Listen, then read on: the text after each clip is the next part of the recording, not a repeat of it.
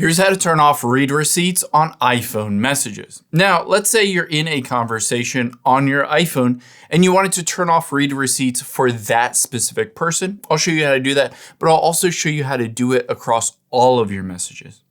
Now, what you can do when you're in a message is you can tap at the very top and you can see send read receipts at the very bottom. You can just toggle this off for one person and they will no longer see when you've read that message. But let's say you wanted to turn it off across every message. You can do that, but you need to head into the settings instead. So hop into the settings. And now once we're in the settings, we need to go specifically to the settings for your messages. So let's scroll down to the bottom and tap on apps. And then we're going to scroll down until we find messages on this list.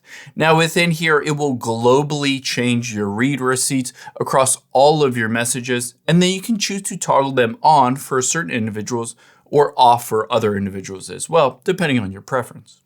All you need to do is scroll down and you'll be able to see send read receipts. If this is on, just toggle it off and you're good to go.